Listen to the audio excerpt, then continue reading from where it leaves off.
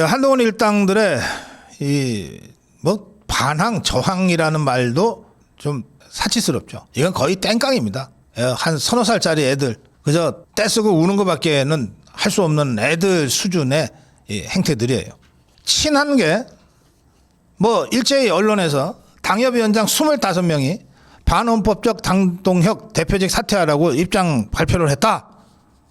그러면서 보도를 했는데, 이것들이 보니까 25명이라는 숫자를 크게 부각시켰는데 실제로 전현 당협위원장으로 섞여 있어요. 그래서 이 25명 명단을 보니까 현 당협위원장은 18명밖에 안 돼요. 그럼 나머지 7명은 뭐냐? 25명 만들려고 꾸역꾸역 채워놓은 나머지 7명은 뭐냐? 전 당협위원장이에요. 아니, 자, 여러분. 전 당협위원장은 왜 당협위원장에서 쫓겨났을까요? 무능하거나 사고를 쳤거나 그런 거 아니고서야 당협위원장을 교체할 이유가 있습니까? 그러니까 전 당협위원장이라는 이 호칭은 사실은 내놓기도 쪽팔리는 불명예스러운 호칭일 가능성이 매우 높아요. 다 그런 건 아니겠지만, 자, 어쨌든 그런데 여기에 김정혁이까지 집어넣어놨어. 25명 명단에. 아니, 제명당에서 쫓겨나서 이제 국민의힘하고 아무 관계도 없는 자예요. 이런 자가 25명 명단 안에 이름 집어넣고 숫자를 25명으로 부풀려놨어. 그래서 제가 이거는 무슨 저항도 아니다. 이 한동훈 일당들, 한동훈 똘마니들의 이런 행태는 그야말로 서너 살짜리 애들의 땡깡 수준이다. 이게. 그렇게 제가 말씀드립니다. 그런데 이것들이 이런 식으로 장난까지 치면서 25명이라고 막 대서특필하듯이 언론을 통해서 보도가 되자 국민의힘 원내 당협위원장, 진짜 당협위원장들 71명이 장동혁 대표의 정당성을 흔드는 행위를 중단하라고 입장문을 바로 발표했습니다.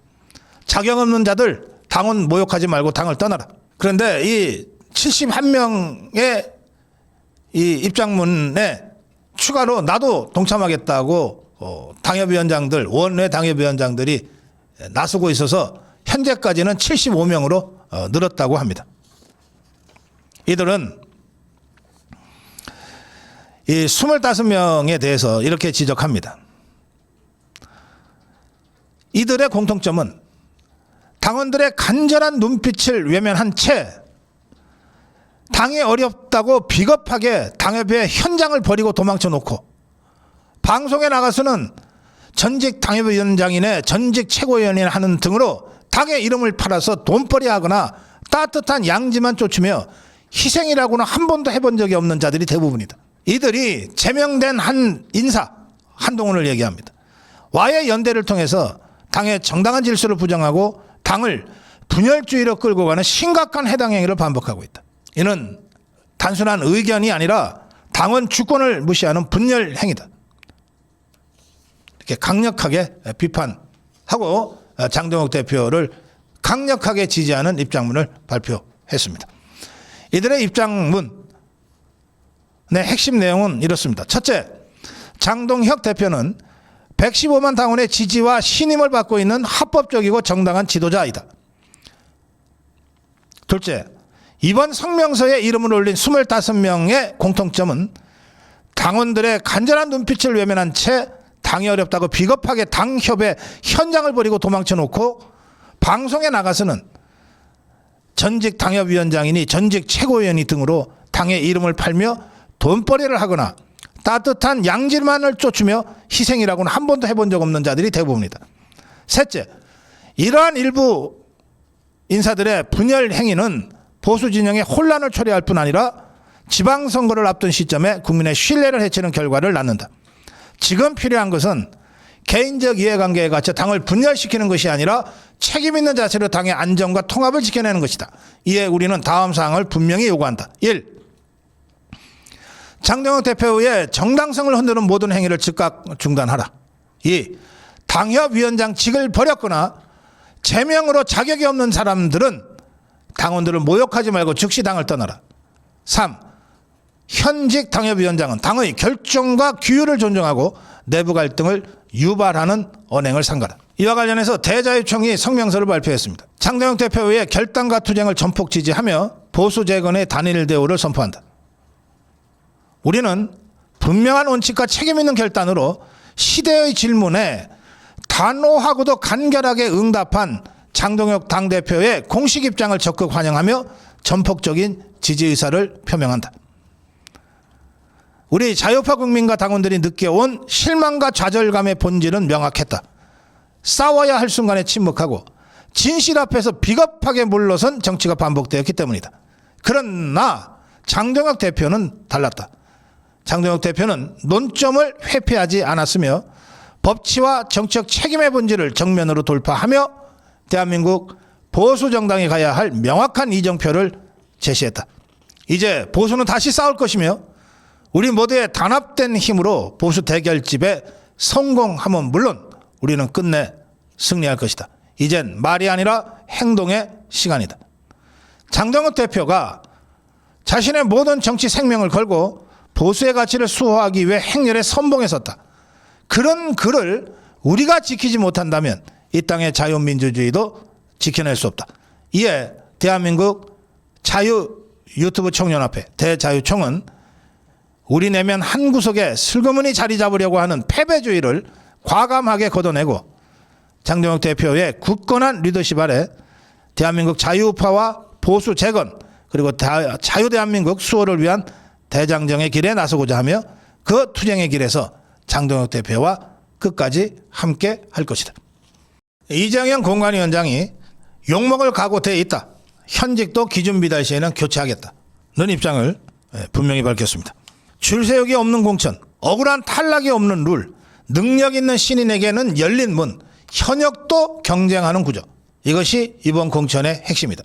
이번 공천에서 욕먹을 각오, 불출마 권고할 용기, 내부 반발을 감수하는 결단, 이 세 가지로 자유파 국민의 기대에 부응하는 공천을 하겠다.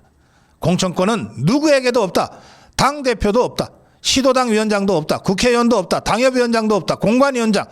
그 누구도 자기 사람 꽂을 생각 해서는 안 된다. 현직이라고 자동 통과 안 된다. 지지율, 직무평가, 주민 신뢰가 기준 미달이면 용기 있게 교체해야 한다. 당 지지율 등 기준보다 미달하는 현직은 어느 누구도 상관없이 날리겠다. 공관위원 임명장 수여식 안 한다.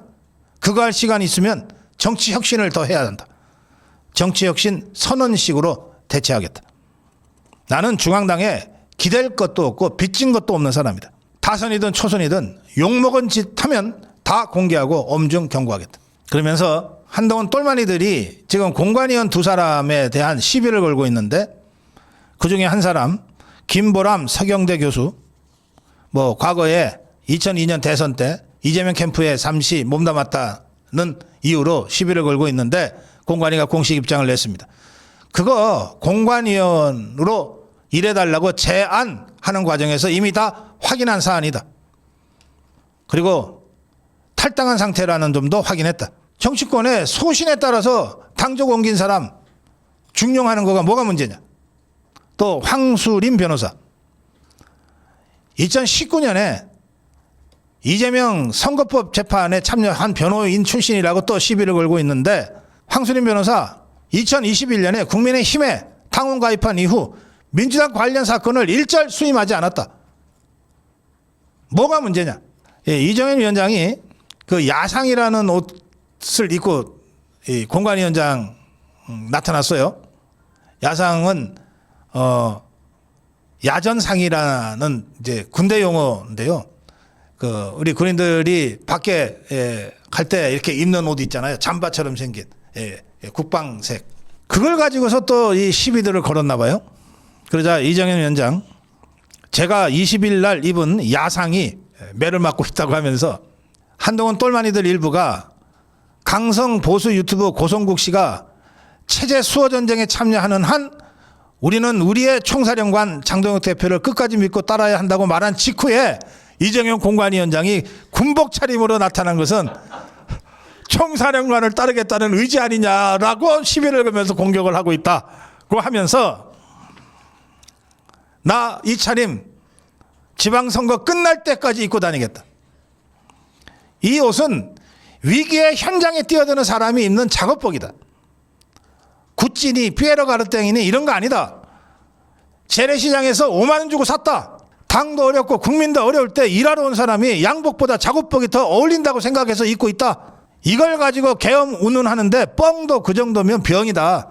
유별난 시어머니들이 참 많다. 앞으로 석 달 열흘 내가 이 옷 입고 다니겠다. 정론 1심이었습니다. 어제 미국에서는 쿠팡 관련 청문회가 무려 7시간 동안 열렸습니다. 이 쿠팡 관련으로 미국이 무역법 301조, 아주 강력한 제재를 포함하고 있는 무역법 301조를 한국을 향해서 발동할 가능성이 있다. 301조 조사 가능성이 있다는 얘기가 나오고 있습니다. 한미 관계가 급속도로 지금 냉각되고 갈등 국면으로 접어들고 있다는 것을 여러 군데서 우리가 확인할 수 있는데요. 며칠 전에 주한미군이 서해상에서 훈련을 하다가 주한미 공군이죠. 중국 전투기가 출동을 해서 서해에서 대치한 것과 관련해서 제이비어 브런슨 주한미 사령관이 앙규베기하고 통화를 했는데, 그런데 그 통화 자리에서 마치 제이비어 브런슨 주한미 사령관이 앙규베기한테 사과한 듯이 언론이 보도를 했어요. 그러자 어젯밤 10시 심야에 제이비어 브런슨 주한미 사령관이 나 사과 안 했다. 우리는 대비 태세 유지를 두고 사과하지 않는다. 이런 입장을 냈어요. 주한미군이 공식적으로 어젯밤 10시에 입장문을 낸 겁니다. 매우 이례적이죠. 입장문은 이렇습니다. 주한미군은 최고 수준의 대비 태세를 유지할 수 있도록 정기 훈련을 실시한다. 우리는 이를 두고 사과하지 않는다. 얼마나 불쾌했으면, 얼마나 괘씸했으면. 그 지금 정동영이가 9.19 합의 복원 어쩌고 저쩌고 하면서 군사분계선 근처에 10km에서 40km 사이에 우리의 정찰 전력을 가동하지 않는 그것을 우리가 일방적으로 복원하겠다는 입장을 지금 거듭 밝히고 있지 않습니까? 이와 관련해서 브런슨 주한미 사령관은 진영승 합참의장에게 9.19 남북 군사합의 복원은 한국군 스스로 대비태세를 제약하는 것이라는 강력한 반대 입장을 전한 것으로 확인이 됐습니다. 많은 안보 전문가들은 정동영이 말대로 되면 한국군의 정찰 감시 능력 저하로 이루어질 수 있다. 이어질 수 있다. 이것을 브런슨 사령관도 똑같은 맥락에서 얘기를 한 겁니다. 그럼 어떻게 되냐? 아예 우리가 북한군 동태 파악을 포기하든지, 아니면 9.19 군사합의를 우리가 일방적으로 복원하더라도 북한군에 대한 정찰 능력을 계속 유지하려면 결국 미군한테 의지할 수밖에 없어요. 특히 이 10km에서 40km 사이에 비행금지 구역이 설정되면 당장 한반도에 주둔하고 있는 주한미군도 그 적용을 받게 되기 때문에 이것은 주한미군, 쉽게 말해서 미국의 동의가 없으면 불가능한 겁니다. 그런데 이것들이 미국하고 사전에 어떤 협의도 하지 않고 정동영이가 일방적으로 지금 발표하고 기정사실화 하려고 하고 있는 거예요. 미국의 동의가 없으면 불가능한 것을 사전에 협의도 하지 않고 일방적으로 밀어붙이고 있는 데 대한 미국의 강력한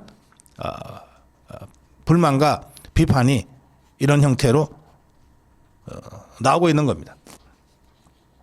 실제 정동영이 주장대로 9.19 군사합의가 복원이 돼서 군사 분계선 10km에서 40km 이내에 정찰 자산이 가동이 안 되면 그 공백을 메꾸기 위해서는 고고도 유무인 정찰기와 인공위성 등 미국의 정찰 자산 지원이 필수적입니다.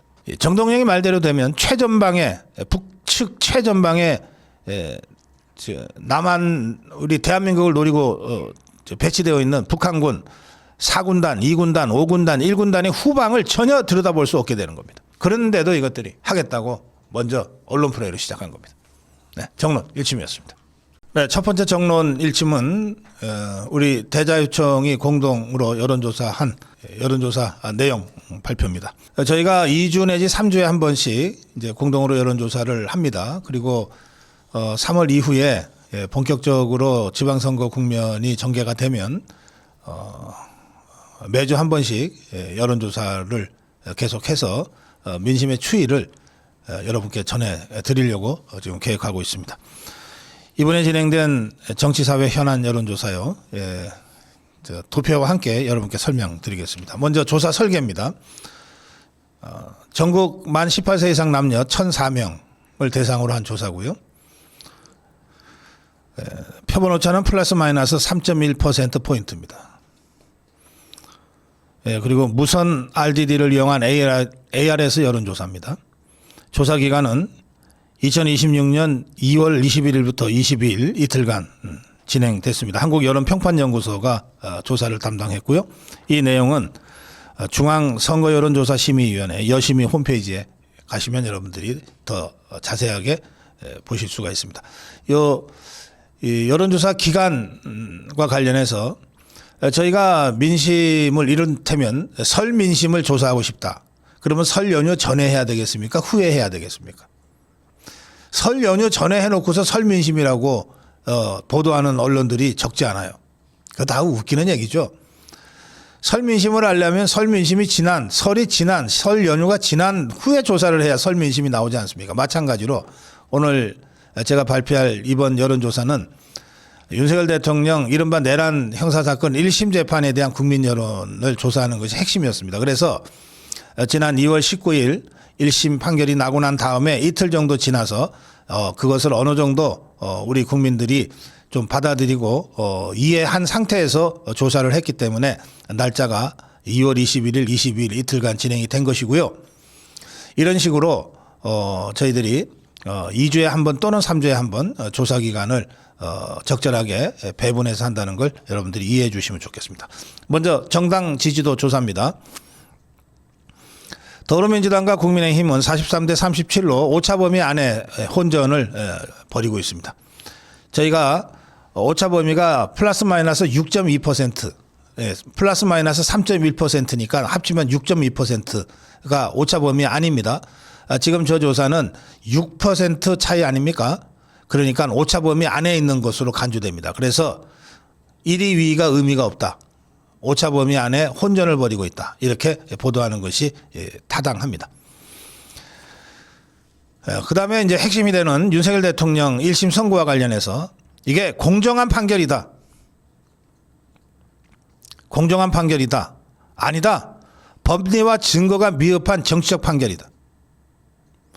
법리와 증거에 따른 공정한 판결이다가 30%밖에 안 됩니다. 법리가 미흡하고 증거가 미흡한 정치적 판결이다가 62%입니다. 이게 중요합니다. 이게 민심이에요. 우리 국민의 62%, 적어도 절반 배 이상, 2배 이상 되는 국민은 이번 재판은 잘못됐다고 보는 겁니다. 반면에 30%만이 제대로 된 재판이라고 받아들였다는 겁니다. 4번으로 넘어가겠습니다. 이재명 정부 이후에 민생 문제와 관련해서 나아졌다가 41, 나아지지 않았다, 더 나빠졌다 49입니다. 이런데도 이재명의 지지율이 50%대 또는 60%를 넘는 조사가 발표된다는 건 저는 저희들의 조사에 근거해서 믿을 수 없다고 하는 합리적 의심을 제기하는 겁니다. 이재명 정권의 가장 심각한 민생 문제 차례대로 저희들이 봤는데요. 물가 상승이 38%로 가장 높습니다. 그 다음이 부동산, 그리고 일자리 문제입니다. 이 순서가 중요합니다. 물가 상승, 부동산, 일자리.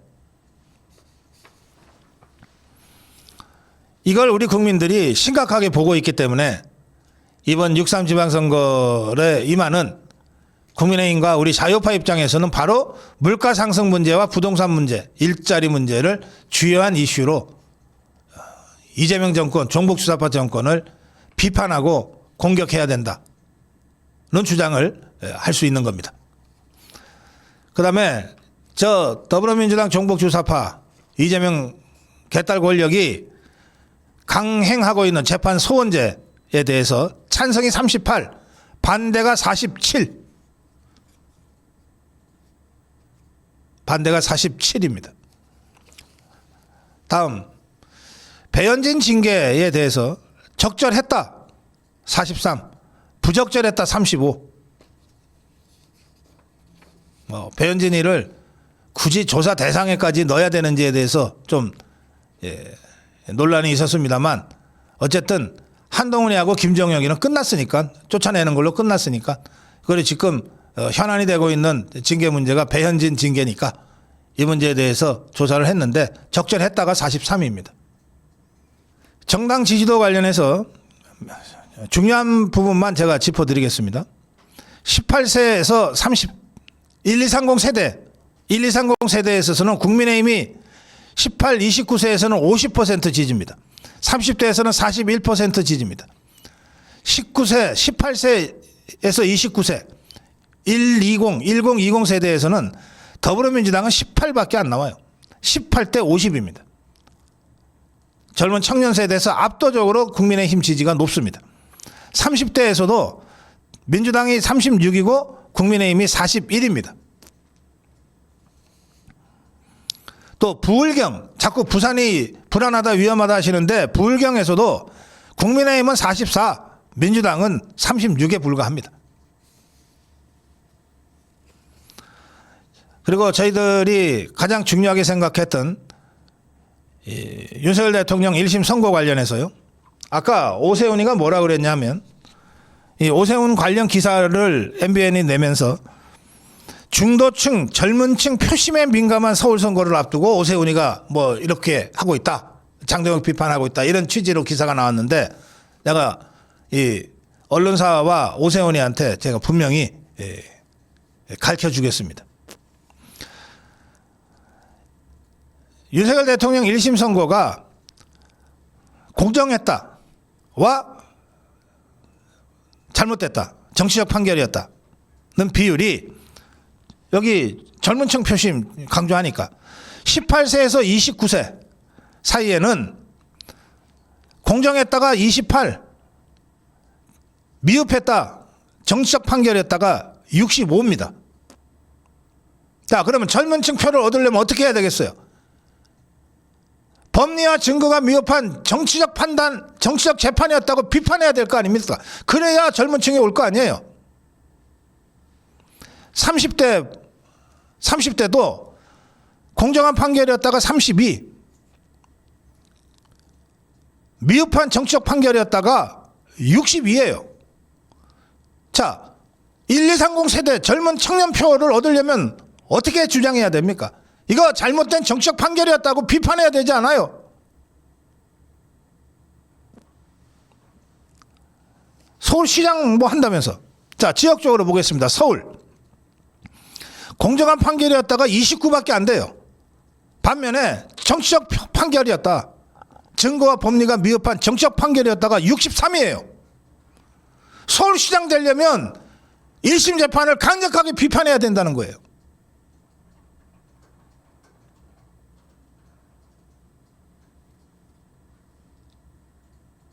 인천 경기도 똑같아요.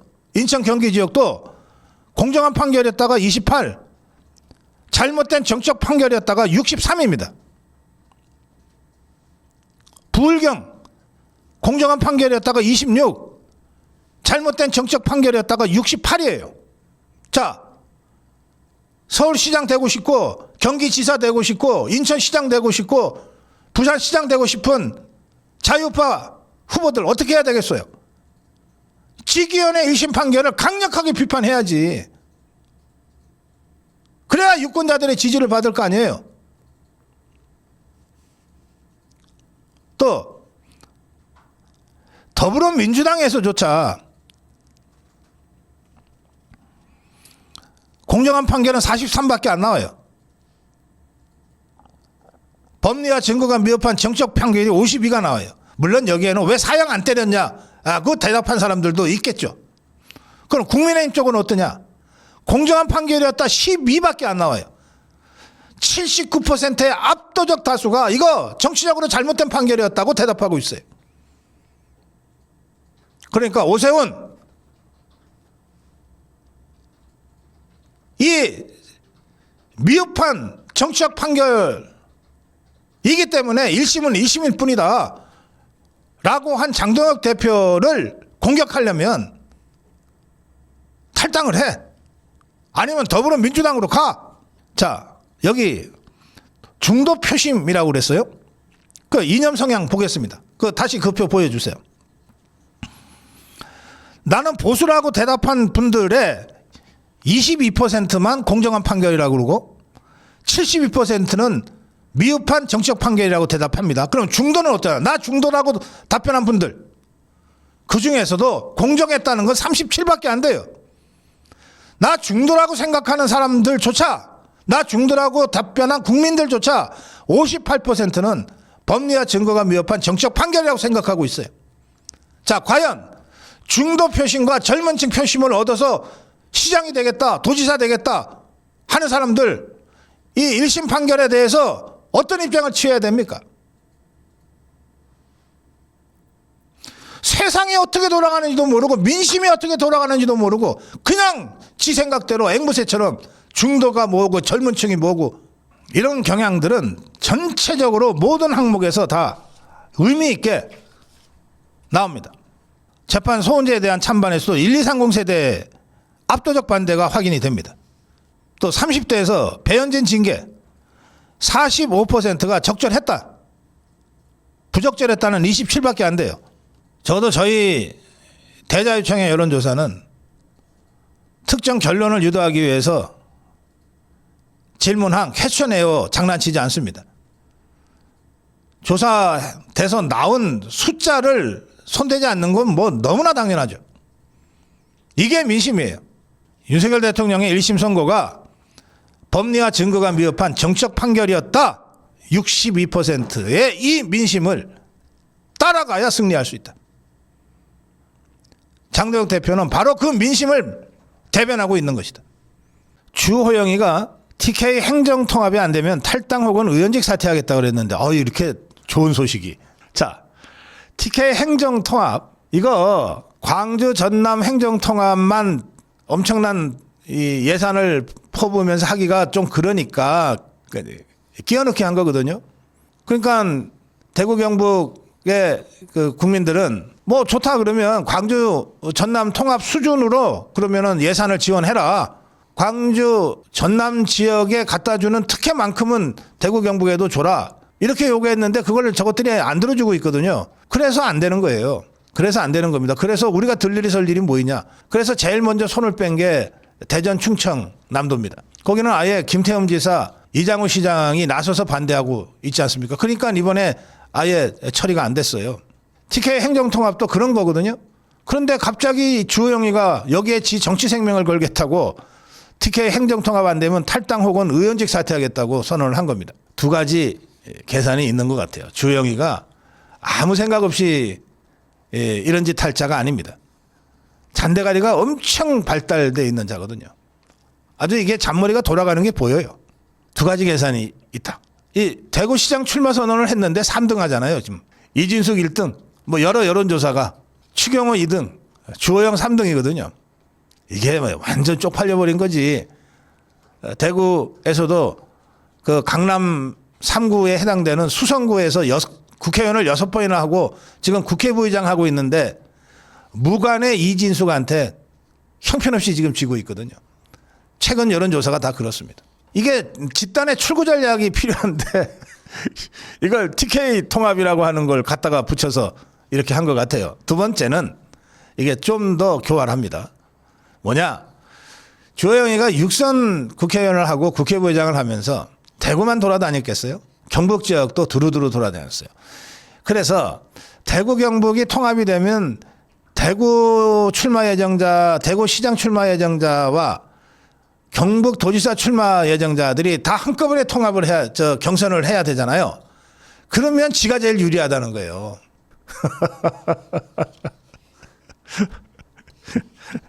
그래서 탈당 혹은 의원직 사퇴하겠다고 했는데, 탈당은 무슨 의원직 사퇴로 가야지. 뭔 쪽팔리게 탈당이야. 제가 보기에 TK 행정통합은 안 돼요. 해서도 안 돼요. 지금 이대로는. 이런 식으로 해서는 안 돼요. 그리고 이제 주호영이는 탈당 또는 의원직 사퇴밖에 없는데 예, 기왕이면 의원직 사퇴로 가라.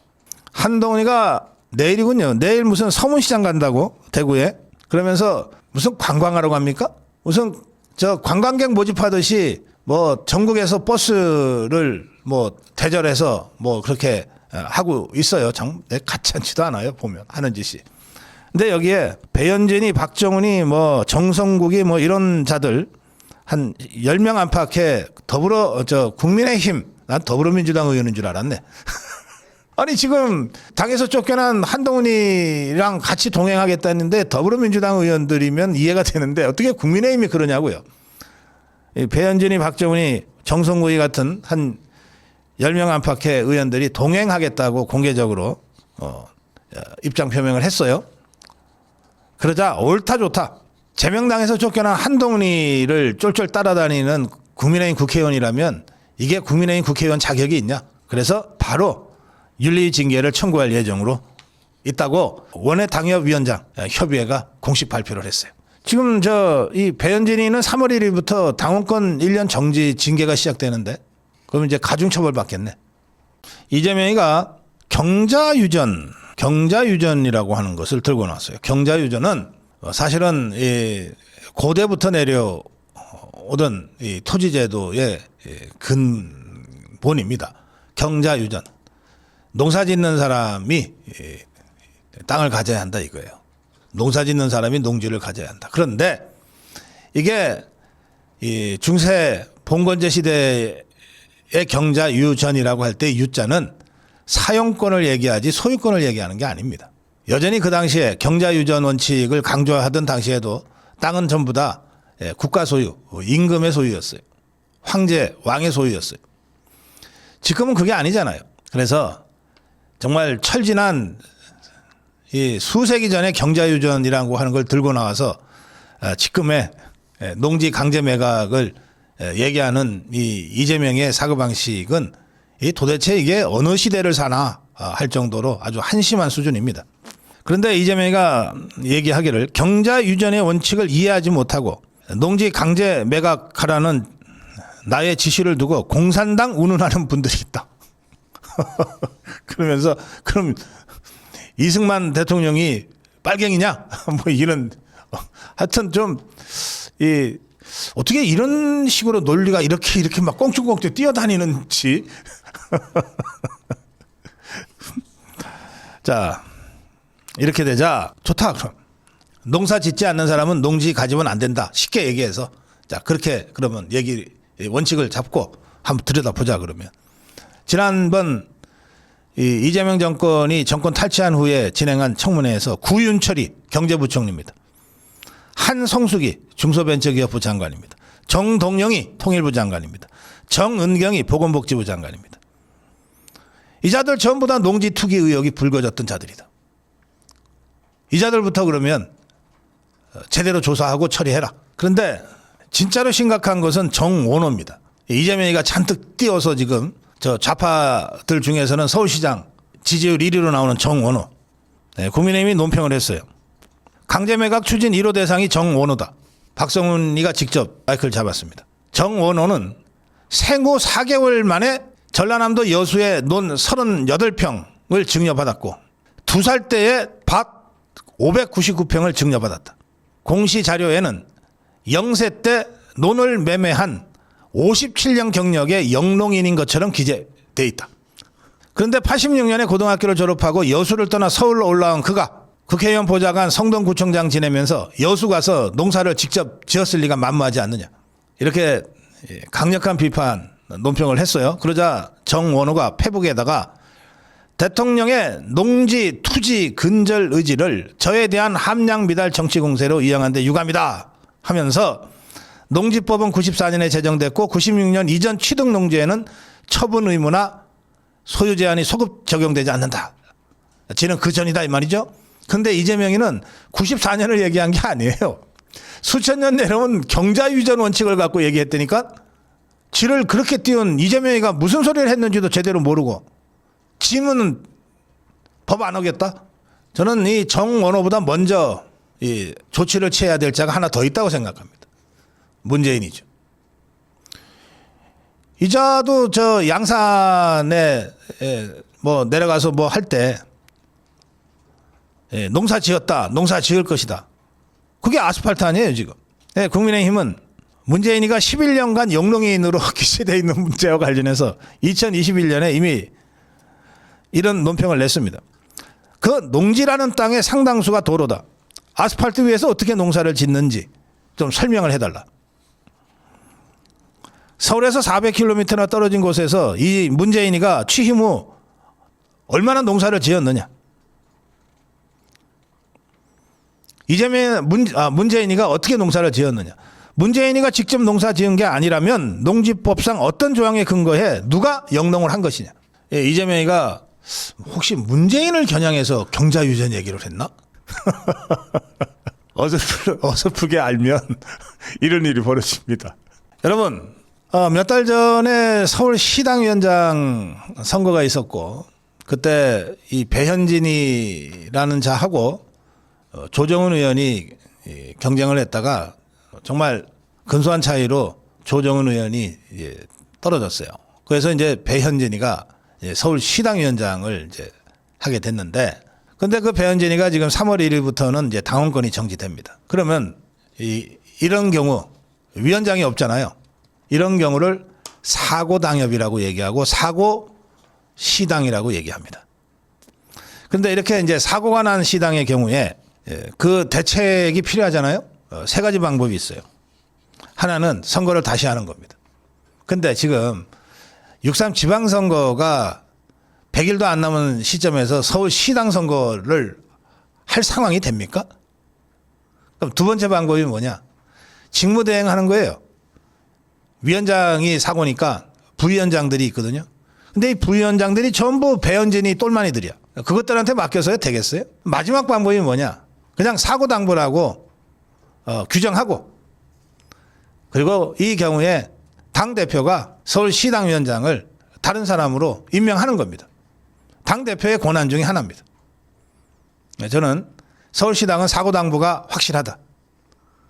따라서 사고당부로 지정하고 당대표가 서울시당을 잘 이끌 적임자를 임명하는 방식으로 최대한 속도감 있게 이 문제를 정리해야 된다.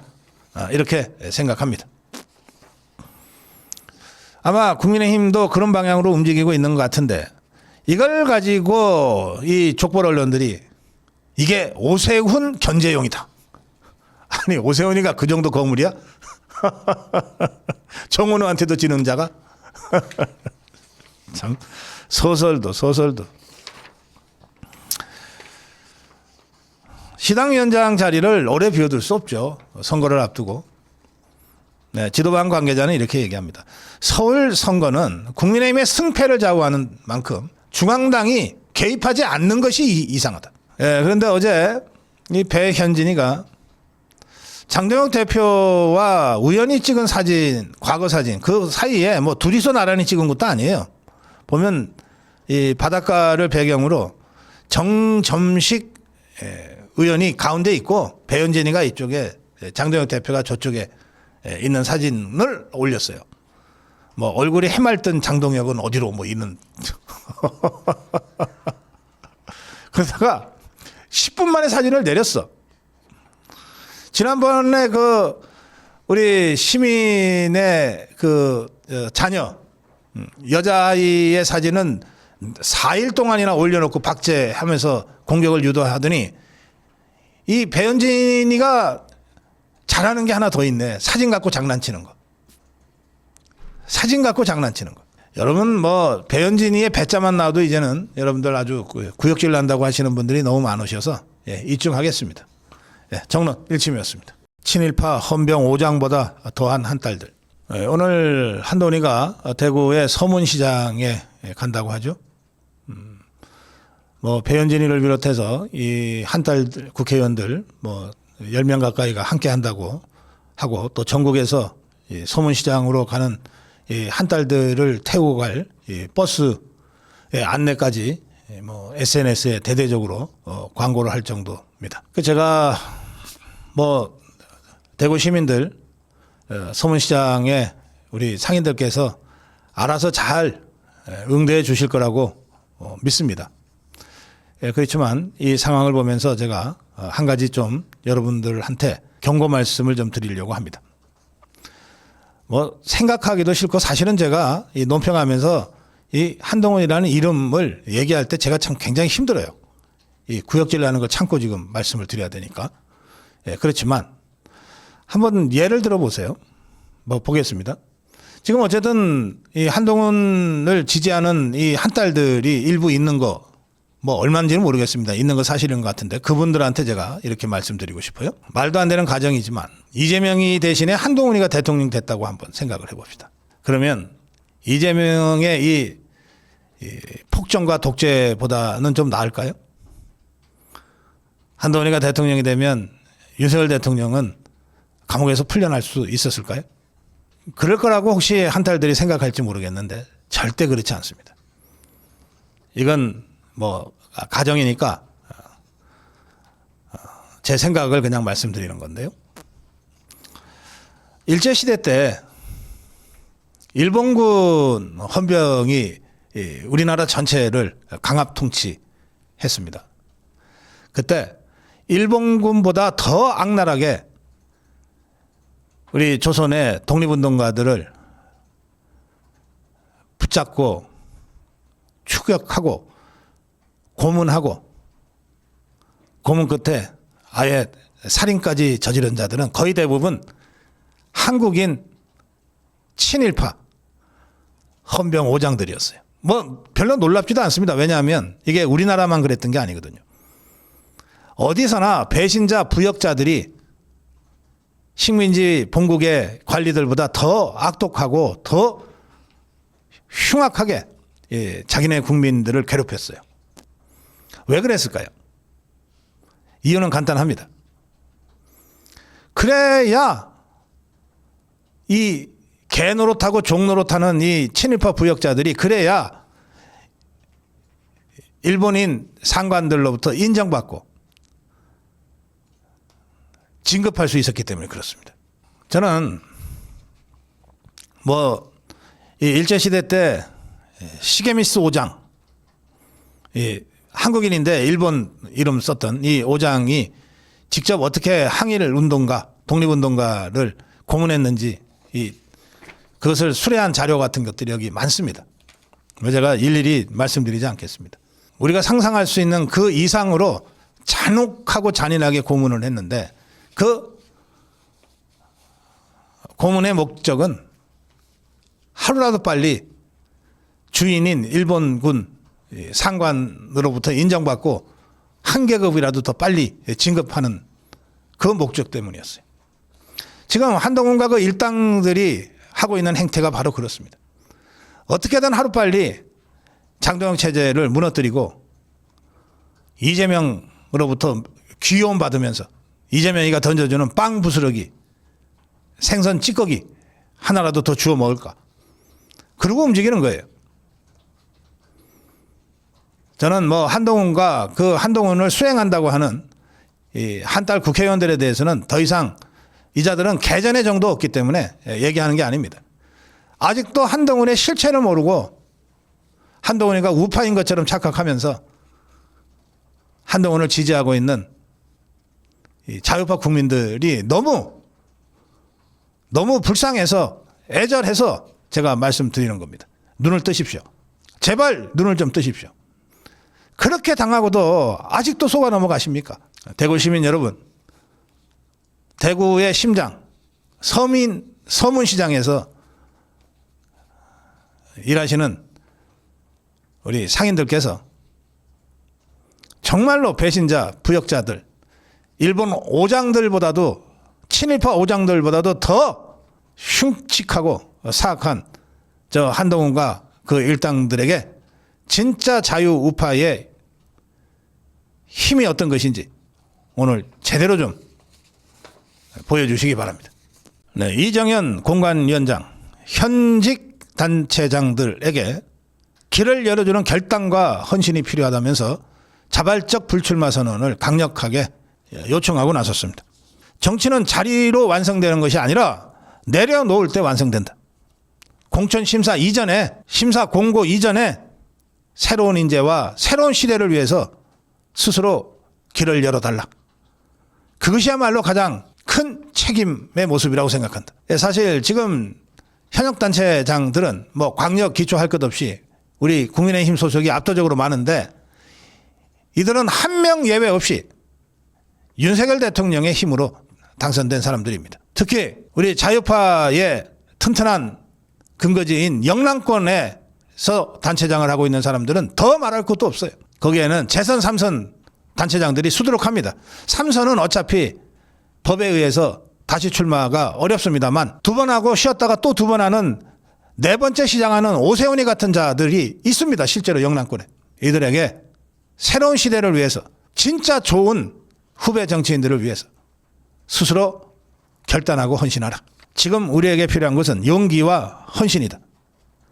당이 어려울 때 먼저 희생하는 전통이 우리 자유파 정치를, 보수 정치를 다시 살릴 수 있을 것이라 믿는다. 부디 국민이 감동할 수 있는 선택, 후배들이 존경할 수 있는 결단을 함께 만들어 가달라. 그러면서 이정현 위원장은 5대 부적격자를 6.3 지방선거 공천에서 완전 배제하기로 한다고 밝혔습니다. 이 5대 부적격자, 보좌진 등에 대한 갑질 등 지위를 이용한 부정행위 자들은 원천 배제한다. 공천 과정에서 공천 헌금 등 비리 행위를 저질렀던 자들은 원천 배제한다. 행정이인 허가권 오남용, 공무원 범죄 같은 지위 남용 범죄자들 원천 배제한다. 그러면서 지금부터 3박 4일 동안 암행하겠다. 서류로만 보고 결정하지 않고 지역 유권자들의 말을 듣고 지역 여러 분들의 얘기를 듣고 수렴하겠다. 이정현 공관위원장은 페북에 이렇게 글을 올렸습니다. 3월 1일부터 후보 공고가 나가고 3월 5일부터 접수를 받는다. 3월 11일부터 심사에 들어간다. 심사 시작하면서 곧바로 단수 지역, 맞으면 전략공천 지역입니다. 경선 지역, 우선 추천 지역이 분류될 것이다. 다양한 형태의 검토 자료가 준비되고 있다. 여러 채널로 현지 여론과 실태 조사도 하고 있다. 내부 분열이 극심하고 좌파들의 조직력과 의석이 압도적인 이런 조건에서 선택은 단 하나뿐이다. 살기 위해 스스로를 버리는 것이다. 혁신공천의 본질은 가진 것 내려놓기다. 그러면서 아성지역 돌아보기, 영남권입니다. 불출마 권고, 당을 살리기 위한 결단, 전략적 희생, 출마, 중량급 인사 험지 배치, 세대교체 가속, 기득권 내려놓기를 꼽았습니다. 그러면서 국민의 심리는 약하지만 바뀌고자 하는 정당에 대해서는 응원하고 싶어한다. 국민 마음에 호소해야 한다. 국민의 힘은 승리해서 기억되는 것이 아니라 스스로 버려서 기억되게 해야 한다. 단순한 지방선거가 아니라 보수정치의 구조개혁의 시작이 되어야 한다. 정론 1침이었습니다. 이재명 결국 돈 때문이네. 이 기사를 보면서 제가 참 실소를 금할 수가 없었습니다. 이재명이가 분당에 있는 아파트를 29억 원에 내놨다고 대대적으로 지금 선전전에 돌입했어요. 분당에 있는 아파트는 지금 29억 원의 매물을 내놓자마자 매수자가 나타났다고 합니다.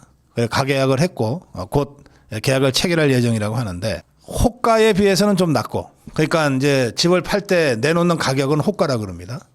그러면 되게 살려는 사람들은 그 돈 그대로 주고 사지는 않으니까 좀 깎아주세요 하잖아요. 그럼 이제 부동산 중개업 하시는 분들이 이제 중재를 하고 조정을 하는데, 그렇게 해서 실제 거래되는 가격이 실거래가입니다.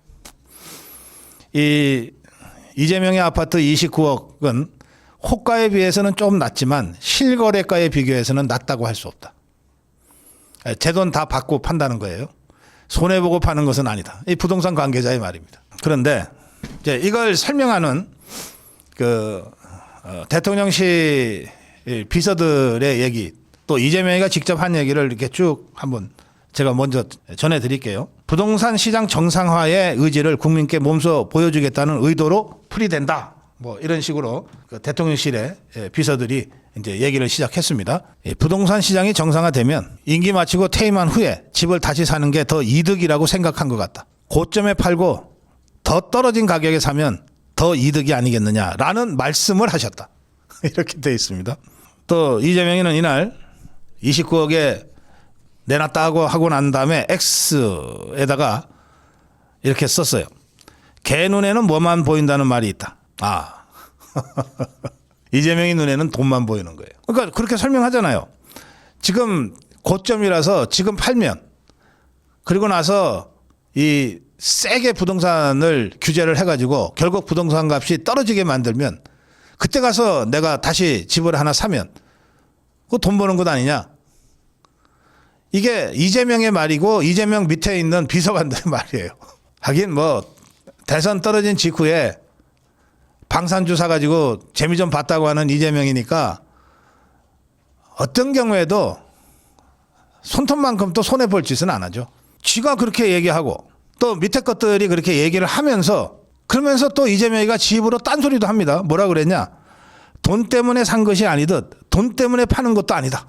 그래 놓고 바로 거기에 이어서 경제적으로 따지면 지금 파는 게 이익도 있을 것 같고 나 돈 때문에 파는 거 아니에요. 근데 지금 팔면 돈은 벌어요. 뭐 눈에는 뭐가 보인다고 이재명이가 얘기를 했는데 뭐 개 눈에는 뭐만 보인다 그랬죠. 예, 이재명이 눈에는 돈만 보입니다. 근데 이게 이재명이만이 그런 게 아니에요. 조국이를 보세요. 이재명의 멘토, 경제 멘토라고 하는 이한주를 보세요. 문재인 때 그 알뜰한 한 채만 남기고 팔라고 하니까 내가 집 파느니 차라리 수속 그만둘게. 수속 그만둔 자를 보세요. 아, 이것들 눈에는 정말 돈밖에 안 보입니다. 이념? 웃기는 소리. 이것들이 좌파긴 한데 그야말로 돈만 밝히는 좌파들입니다. 이렇게 떡 해놓으니까 그야말로 돈 좀 더 벌 수 있다고 지금 29억에 내놨는데 이걸 가지고 한동훈 이재명 똘마니들이 뭐 완전 찬양 일색이에요. 한준호는 이재명 대통령님은 핑계 없이 조건 없이 말이 아니라 행동으로 끝냈다. 아니 이재명이가 얘기하잖아. 지금 파는 것이 이익도 있을 것 같고. 박홍근이는 설선수범과 멸사봉공 지도자의 품격이란 이런 것이다.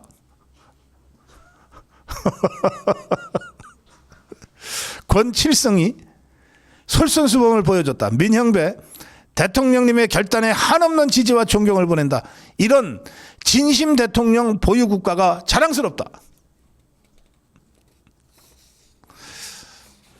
과연 이것들이 언제까지 이렇게 이재명 찬양을 계속할 수 있을까요? 그러면서 이 자들이 마치 계획 미리 짜놓고 하듯이 이재명이가 지 아파트 내놓자마자 장동혁 대표를 향해서 공격을 시작했어요. 민주당 대변인하는 김현정이라는 자는 이제 국민의 시선은 장동혁 대표에게 향하고 있다. 한 달 전에 대통령이 팔면 나도 팔겠다면서 배수진을 쳤던 장동혁 대표의 목소리가 아직도 선명하다. 빨리 팔아라. 어쨌든 이재명이가 29억 받고 지금 파는 거 아니에요? 장동혁 대표 6채 다 합쳐도 10억이 안 된다 그러던데. 그 뭘 팔려는 건지 모르겠네. 보령에 노모가 사시는 그 1억도 안 되는 집을 팔려는 건가? 아니면 지역구 의원이 그 지역구에 갖고 있는 아파트 팔려는 건가? 아니면 지금 서울에서 실거주하고 있는 아파트 팔려는 거예요? 아니면 업무 때문에 집에 못 들어갈 일이 많아서 어쩔 수 없이 국회 앞에 하나 얻은 조그마한 오피스텔을 팔려는 거예요? 아니면 장인 그 유산 상속으로 집은 조금 갖고 있는 그거 팔려는 거예요? 뭘 팔려는 거야 도대체? 그런데다가 이게 50억 로또 아파트라고 많이들 언론에서 보도가 됐잖아요. 이 50억 로또 아파트는 이게 지금 실거래가가 50억이라는 뜻이 아니고 이게 재개발이 될 경우에 예상 가격이 50억일 된다. 그야말로 로또 아파트다. 이런 뜻이잖아요.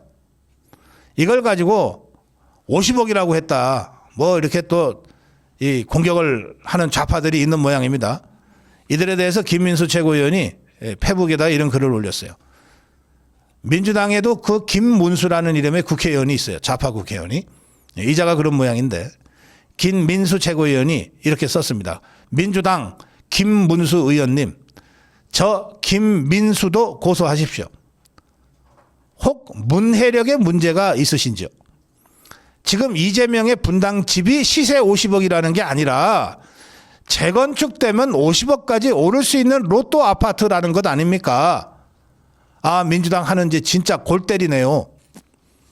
언제부터 정치인의 자산가치 상승 가능성을 비판하는 것조차 범죄가 되었습니까?